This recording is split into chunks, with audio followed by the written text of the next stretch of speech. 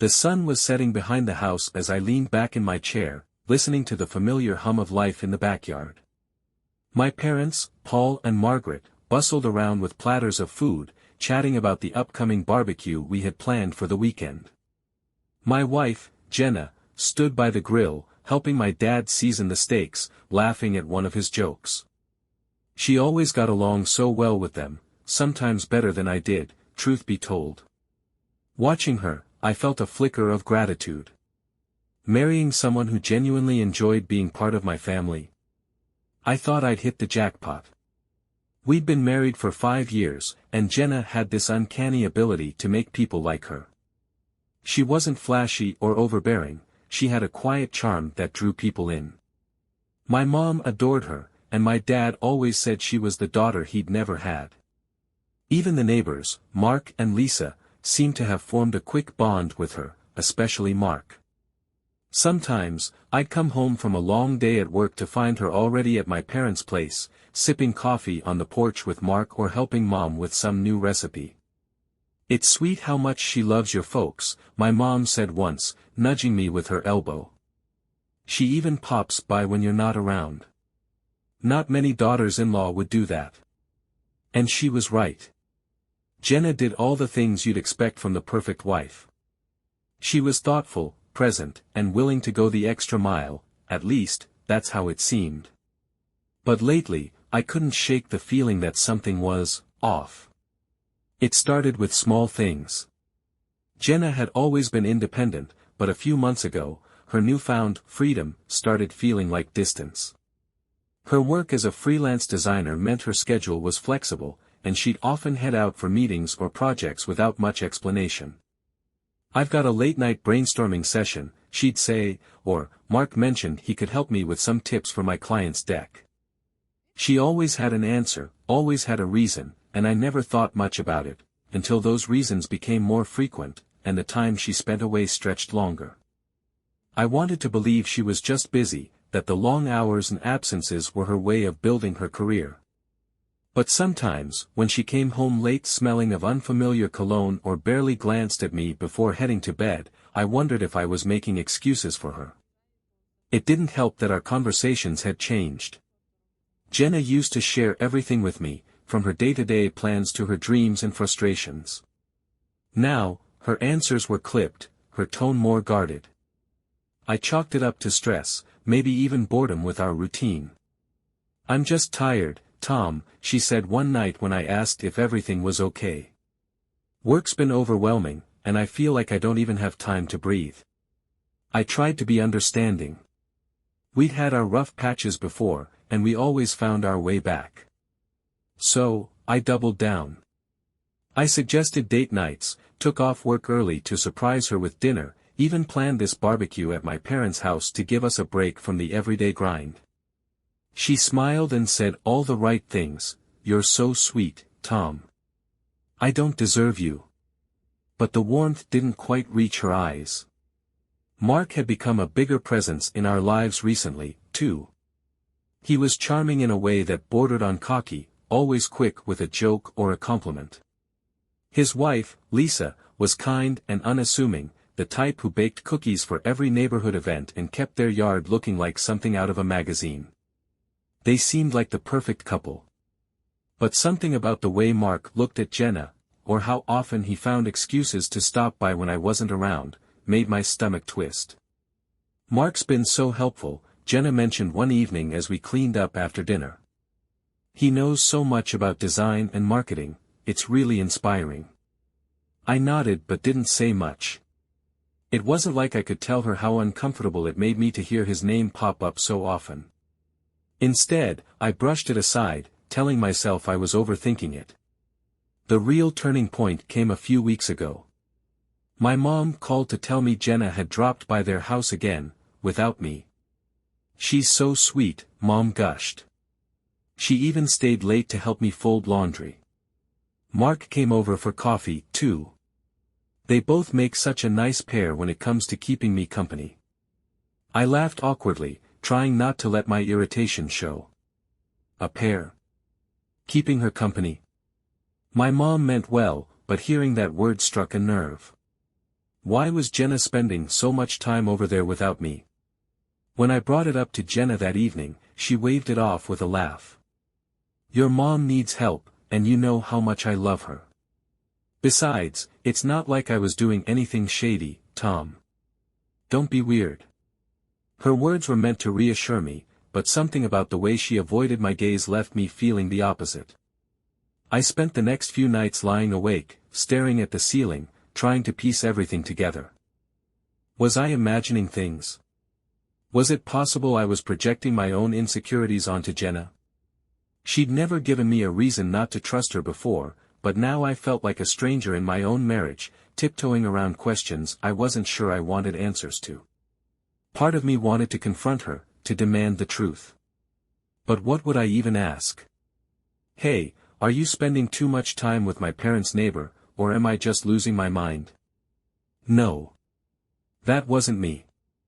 I wasn't the jealous type. I wasn't going to let doubt ruin what we'd built. But as I stood there in my parents' backyard, watching Jenna laugh with Mark like they shared some private joke, the weight of my suspicions grew heavier. Something was wrong. And soon, I would find out exactly what. It was a quiet Friday night at my parents' house, the kind where everything feels settled and familiar. The smell of freshly baked cookies lingered in the air, and the distant hum of crickets filled the silence. My parents had turned in early after a long day of prepping for the barbecue, and I was alone in the guest bedroom, scrolling through my phone. Jenna had said she was going downstairs to grab a drink before bed, but that had been almost an hour ago. I glanced at the clock on the bedside table. 10:17 p.m. Where was she? I shrugged it off at first. Jenna wasn't the type to wander off without a reason, at least, not the Jenna I thought I knew. Maybe she was catching up with my mom or had gotten distracted by one of Dad's endless stories about his garden. But then, faintly, I heard something. A low, muffled sound carried through the night, rising and falling with a strange rhythm. I sat up, straining to listen. Laughter? A voice? No, it was something else entirely. It was unmistakable.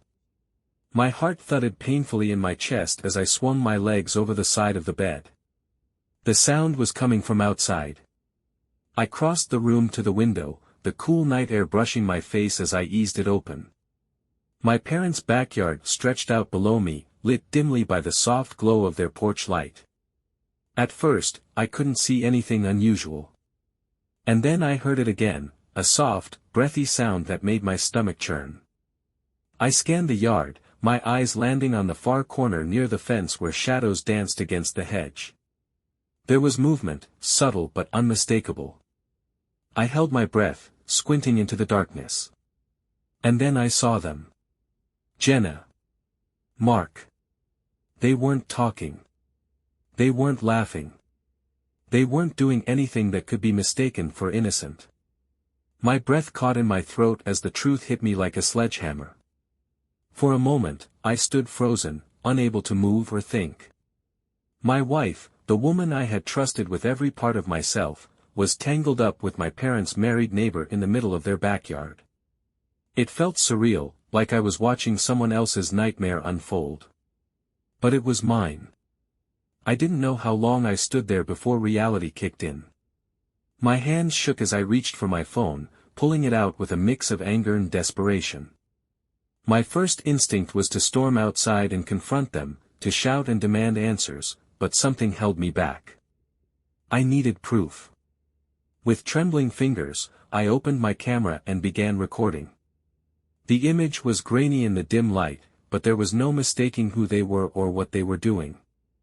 My chest felt like it was about to explode as I pressed stop and tucked my phone into my pocket. I backed away from the window, my thoughts racing. This wasn't just a moment of weakness. This was planned, deliberate. They'd been sneaking around, using my family as a cover. My parents' house, my sanctuary, was now the setting for their betrayal. I needed to know how deep this went. Quietly, I slipped out of the guest room and made my way downstairs. The house was dark, the faint creaks of the old wooden floorboards the only sound as I moved. Jenna's purse sat on the kitchen counter, and beside it, her phone blinked with a notification. I hesitated, the weight of what I was about to do pressing down on me. I'd never snooped through her things before. I'd always trusted her, given her space. But tonight, that trust was gone. I picked up her phone, my heart pounding as I swiped to unlock it. She'd given me her passcode months ago, back when we were still in that, what's mine is yours, phase of marriage. I typed it in, and the screen unlocked. Her messages app was right there. I tapped it open and scrolled to the name I feared most, Mark. There it was. Message after message, each one a knife to the gut. Can't wait to see you tonight. Love how sneaky we are, meeting at Tom's parents' place. Last time was incredible. You drive me wild. My hands trembled as I scrolled further, reading the digital trail of their affair. They'd been meeting for months, at our house, at his, even here. The texts were explicit, detailed in ways that made my stomach turn. I clenched my jaw, feeling a fresh wave of anger. How could she do this? How could he? One message, in particular, stopped me cold. Don't worry, Tom will never figure it out. He trusts me too much. The room spun around me as I set the phone down, unable to look at it any longer. My trust, my loyalty, had been a joke to her.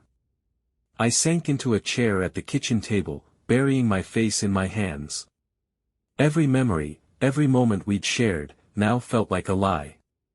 The late nights she'd been working, the excuses, the way she always wanted to visit my parents even when I wasn't around, it all made sense now. But the worst part? She hadn't just betrayed me.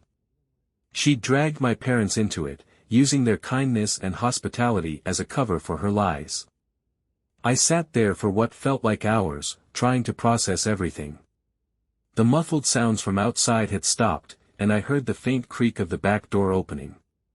I stiffened, my heart racing as footsteps padded softly into the house. Tom. Jenna's voice called out, light and casual, as if nothing had happened. I didn't answer. She stepped into the kitchen, her eyes widening slightly when she saw me sitting there in the dark. "What are you doing up?" she asked, her tone so nonchalant it made my blood boil. I looked at her, trying to see the woman I'd fallen in love with, but all I could see was the person who'd ripped my heart out. "Just thinking," I said, my voice flat. She hesitated, her eyes flicking to her phone on the counter. For a split second, something flickered across her face, guilt, maybe, or fear. "I was helping your mom with something earlier," she said, her voice too smooth, too rehearsed. She needed advice about the garden. I nodded slowly, the weight of the evidence in my pocket burning like a brand. "Sure," I said, my voice calm despite the storm raging inside me. "That makes sense." She smiled, relieved by my response, and headed upstairs without another word. I stayed in the kitchen long after she was gone, the truth settling like a heavy stone in my chest. This wasn't over. Not by a long shot. The morning of the barbecue dawned bright and sunny, the kind of day that seemed tailor-made for family gatherings. My parents were already busy setting up in the backyard, laying out picnic tables, arranging chairs, and firing up the grill. To anyone else, it would have seemed like just another joyful family event. But for me, it was the calm before the storm. I had invited everyone, making sure to emphasize that it would be a big event. Jenna had been surprisingly enthusiastic, even suggesting dishes to bring. I played along, pretending everything was fine, even as the evidence of her betrayal sat on my phone, a loaded gun waiting to fire. Mark and Lisa arrived just after noon, carrying a tray of deviled eggs and a six-pack of craft beer. Mark greeted everyone with his usual cocky smile, slapping me on the back like we were old friends. Lisa, sweet and oblivious, gave me a warm hug, her kindness twisting the knife in my gut. Jenna floated around the backyard, chatting with guests and laughing as if she didn't have a care in the world. She and Mark exchanged only the briefest of glances, but I caught the flicker of something in their eyes. By mid-afternoon, the barbecue was in full swing. My dad manned the grill, flipping burgers and steaks while my mom doted on the kids running around the yard.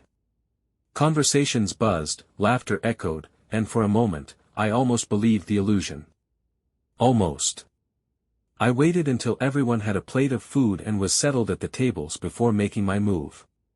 Standing with a beer in hand, I clinked my glass with a fork, drawing everyone's attention. "Hey, everyone," I began, my voice steady despite the adrenaline coursing through me. "I just wanted to take a moment to thank you all for being here. Family is everything, right? Strong bonds, trust, loyalty, those are the things that keep us together."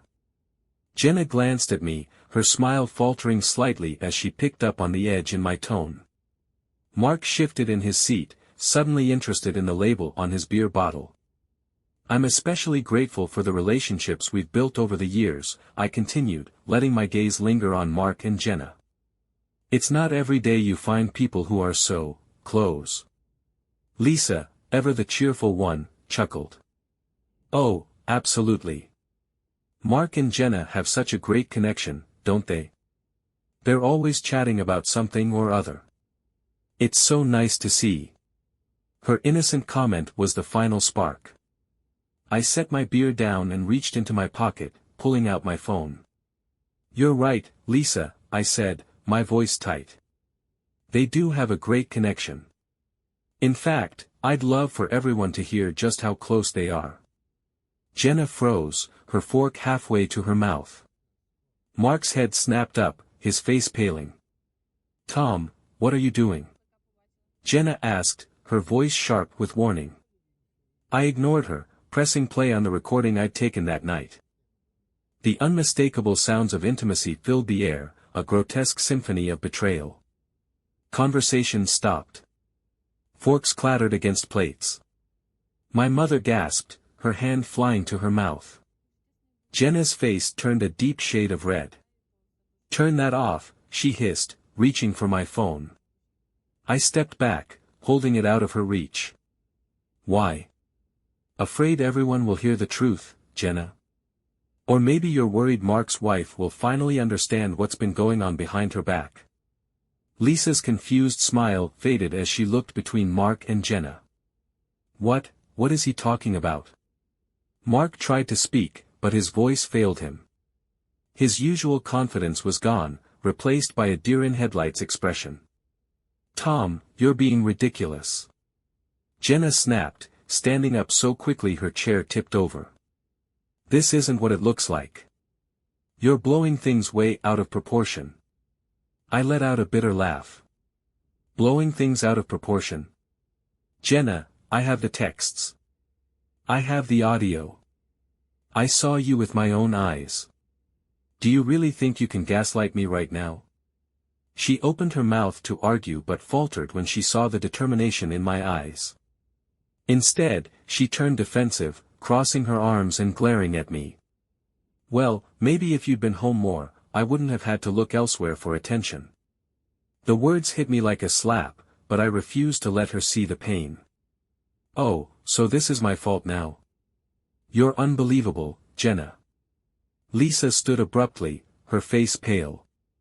"Mark," she whispered, her voice trembling. "Is this true?" Mark stammered, looking anywhere but at his wife. "Lisa, it's not what you think.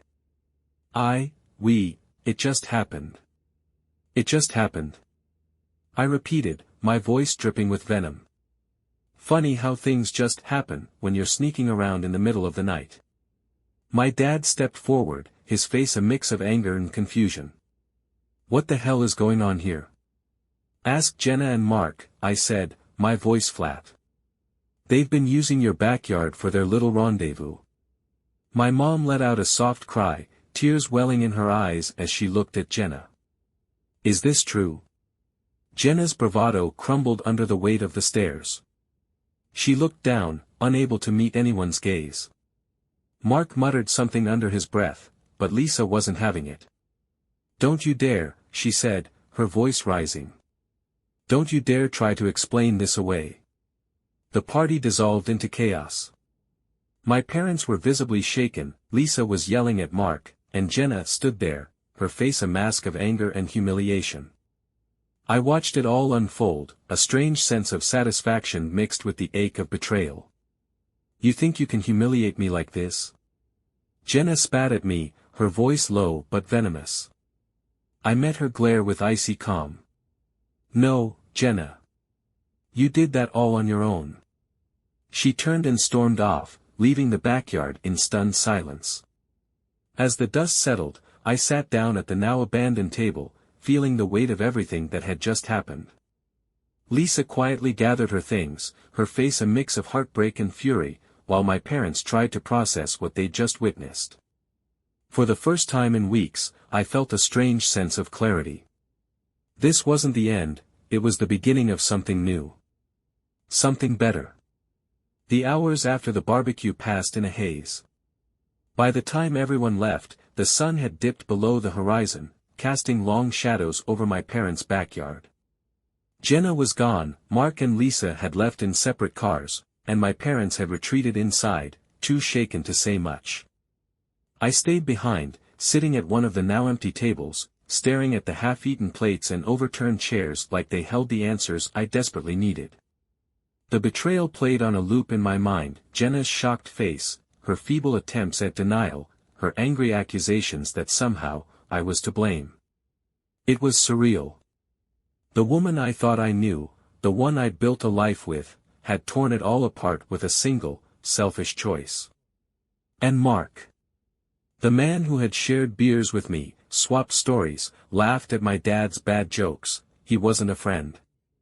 He was a predator, sneaking into my life and stealing the one thing I thought I could count on. That night, sleep was impossible. I lay awake in the guest room, staring at the ceiling as the weight of it all pressed down on me. Every memory, every shared moment with Jenna, now felt like a cruel joke. I thought about our wedding day, her vows of love and loyalty, the way she'd looked at me like I was her whole world. Had that been real?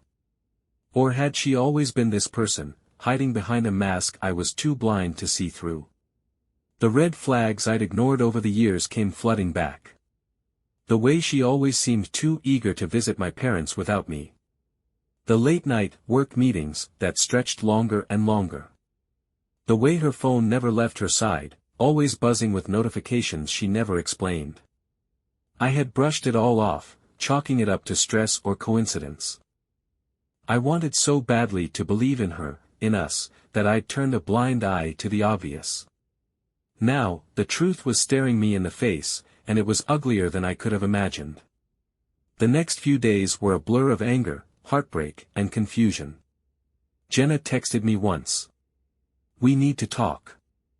I didn't reply. What was there to say? She'd shown me exactly who she was, and no amount of words could undo the damage.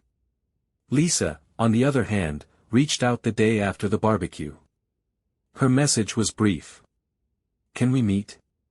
I need someone to talk to." I hesitated at first, unsure if I had the emotional energy for another confrontation. But something about her message, maybe the raw vulnerability in it, made me agree. We met at a small coffee shop halfway between her house and my parents'. She looked as bad as I felt, pale, eyes puffy from crying, her usually neat appearance replaced by a frazzled mess. "Tom," she said softly, sitting across from me. "I don't even know where to start." "Me neither," I admitted. She stirred her coffee absently, staring into the cup like it held the answers she was searching for. I can't believe this is real. I keep thinking maybe I misunderstood, that it's all some horrible mistake, but it's not," I said, my voice flat. She nodded, tears welling in her eyes. "Mark admitted it last night.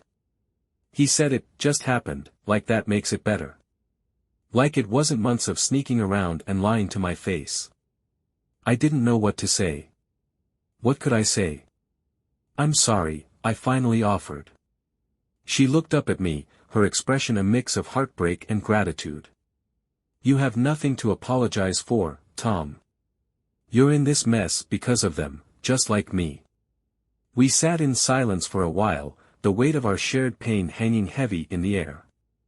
Over the next few weeks, Lisa and I found ourselves leaning on each other in ways we hadn't expected. She told me about the cracks in her marriage that she'd ignored, the way Mark had always been charming but distant, how she'd convinced herself it was normal. I told her about Jenna's lies, the moments I'd brushed off as harmless but now saw as glaring warning signs. "It's funny," Lisa said one evening as we walked through the park near my parents' house.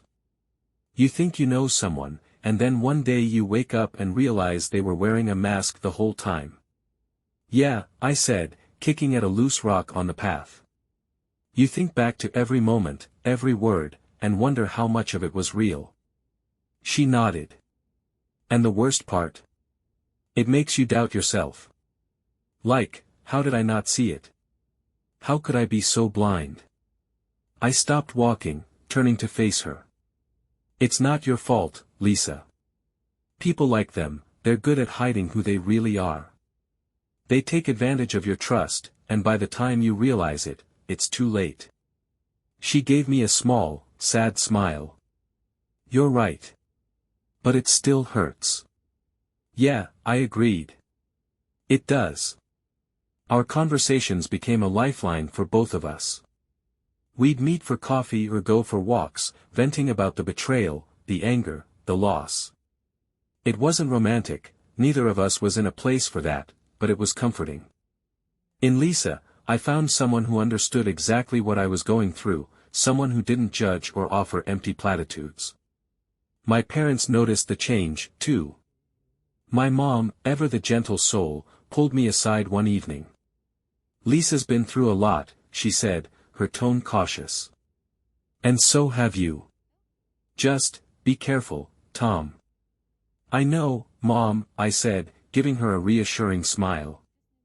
"We're just helping each other through this." She nodded, but the worry in her eyes lingered. Jenna's silence, meanwhile, spoke volumes. Aside from that one text, she hadn't tried to contact me. No apologies, no explanations, nothing. It was as if she'd accepted that we were done, or maybe she was too cowardly to face the consequences of her actions. Part of me wanted closure, a final conversation where I could lay everything out and demand answers. But another part of me, the part that was tired, broken, and done with her lies, knew it wouldn't change anything. Lisa and I talked about that, too. "Do you think they even regret it?" I asked her one evening as we sat on a park bench. "I don't know," she said, sighing. "Mark said he was sorry, but it felt hollow. Like he was more upset about getting caught than about what he actually did." "Same with Jenna," I said. "I think they regret the fallout, not the betrayal itself." Lisa nodded. "They deserve each other, don't they?" "Yeah," I said, a bitter smile tugging at my lips. "They do." As the days turned into weeks, I started to feel a glimmer of something I hadn't felt in a long time, hope. It wasn't much, just a small spark buried under the pain and anger.